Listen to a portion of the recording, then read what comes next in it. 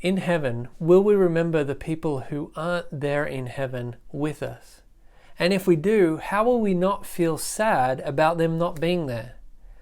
My name's Harley, and I'm looking at a series of questions about heaven, and this is a hard but good question about heaven. And my hope is that as we look at this question together, no matter where you are at on your faith journey and what you believe about God, about Christianity, about the Bible, I'm hoping that this video will be helpful for you.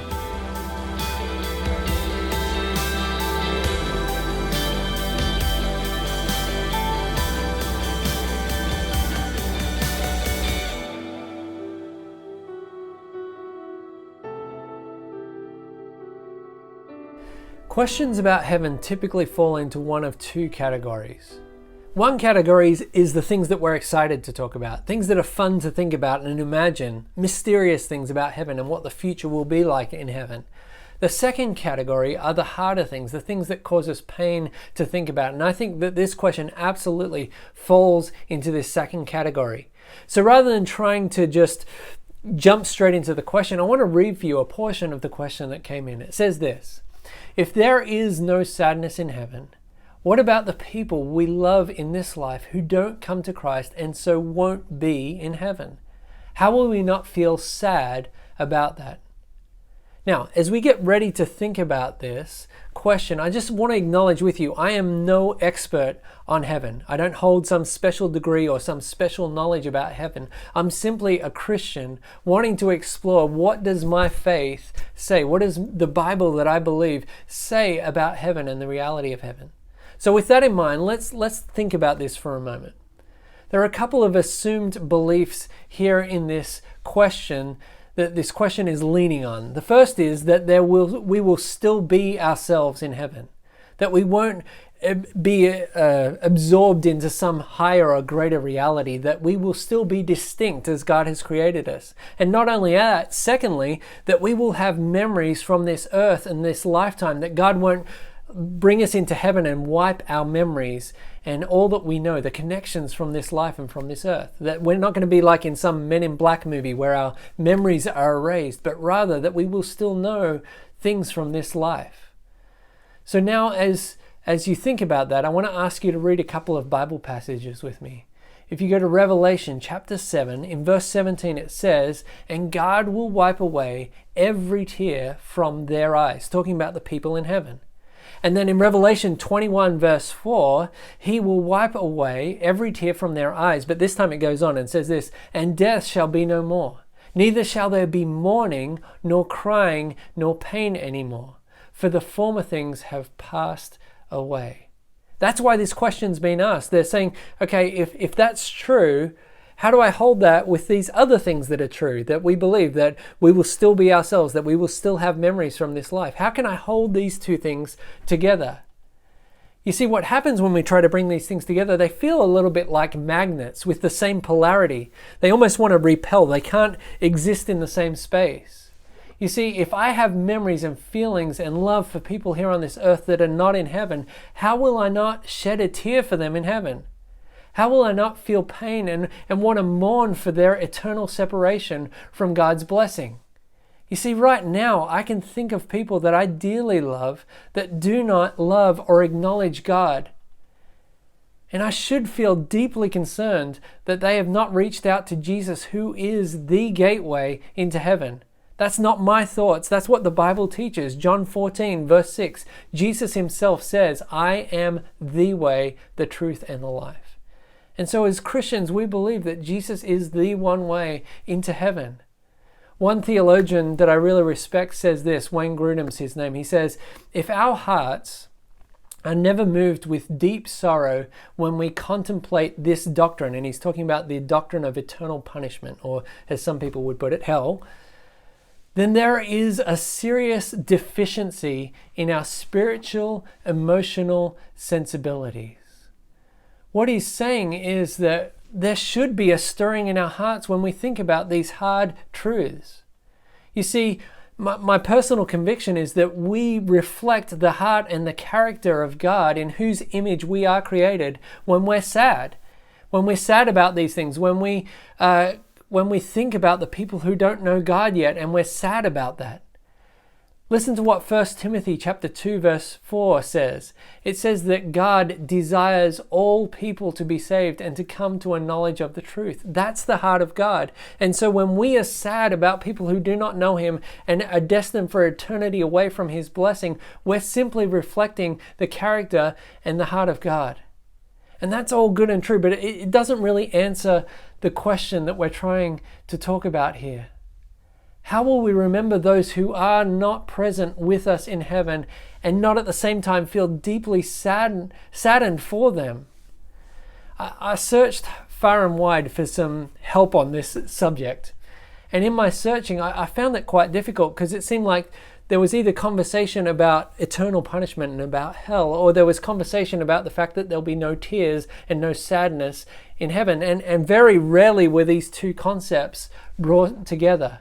But I did finally come across a resource, and it was a sermon that was preached in 1865. And it was preached and spoke directly in the last part of this sermon to this question. And it was given by a man that I deeply respect, a guy who passionately loved God and was a gifted communicator, a guy named Charles Spurgeon, who lived in London and was a pastor and theologian in London. And so I want to review a portion of what he said, and you're going to have to bear with me because it is older English that he uses. So just think about what he's saying here as we read this together. He says, one does not quite comprehend that perfect beings, as in beings who are now in heaven, godlike beings, beings full of love and everything that constitutes the glory of God, God's complete nature, should yet be unable to weep even over hell itself. They cannot weep over their children lost and ruined. Now, how is this? If you will tell me, I shall be glad, for I cannot tell you. Now let's pause this for a moment. This is an incredibly wise and gifted thinker. And what he's saying is, this is a mystery, that we can be glorified and be in heaven with God and yet not be sad and tearful for the people who are lost. And so he then goes on and says this. He says, I do not believe that there will be one atom in us less tenderness, that there will be one fraction less amiability and love and sympathy.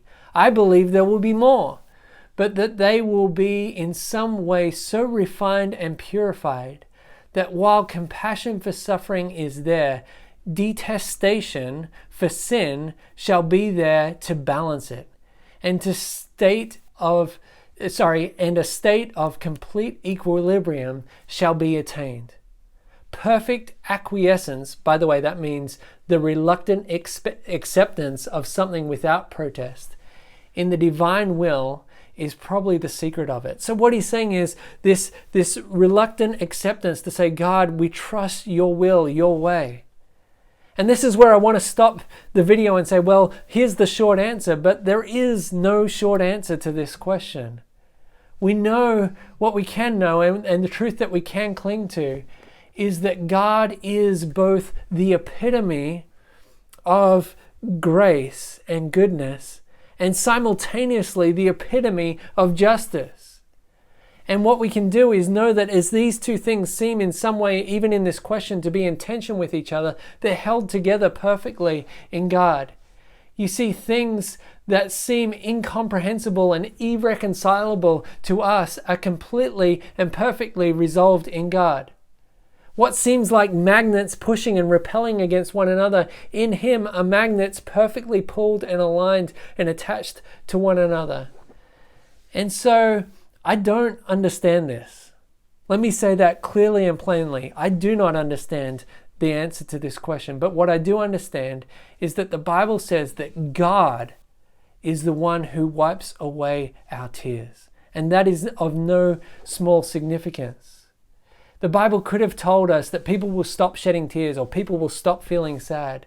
But it doesn't say that. What it says twice, and God really wants us to know this, is that God, the God who is compassionate, who does understand us more than we even understand ourselves, that He is the one who comes, and it's so personal, who wipes away every tear.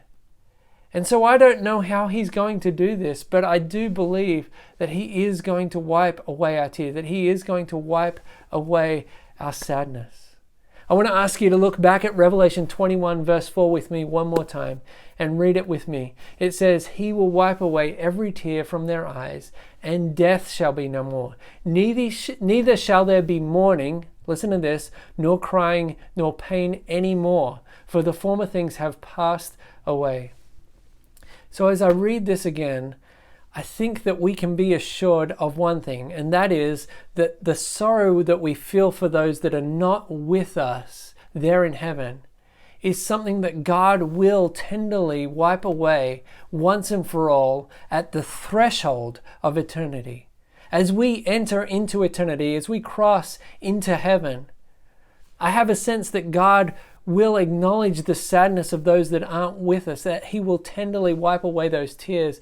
But this will not be something that comes back and haunts us throughout our time and our eternity in heaven. You won't wake up 10 days or 100 days or 1,000 days into your life in heaven and feel this sadness, that God will wipe that away and that it will be no more. Again, I don't understand all of that, but I think that it is a beautiful thing. So as we contemplate this question, I can't help but think that we should be motivated by it. If you're not a follower of Jesus, you should feel motivated to be in heaven, to be a part of God's blessing forever. And so if you don't believe, you have questions about belief, look into this some more. There is a God who loves you and can save you. And if you do believe, we who do believe should feel absolutely motivated to proclaim the truth that we believe. All of us can think of people who do not know, love, and acknowledge God as their Lord and Savior. And so, as Christians, we should absolutely proclaim the message of God. Yes, it is God who ultimately saves people, but God can use us to pray for them and to speak truth to them so that one day, hopefully, they will join us in heaven and we won't have to experience that wiping away of the tear for the fact that they're not there in heaven with us. I know we've said a lot and I need to bring this to a close. So I will say, thanks for watching. Please remember that these videos do come from questions that you send in. So if you'd like a question answered, please send it to us. There's instructions on how to do that in the description below. And so also, if you'd like to see more of these videos, please subscribe to the channel. Thanks for joining us. We'll see you soon. Bye.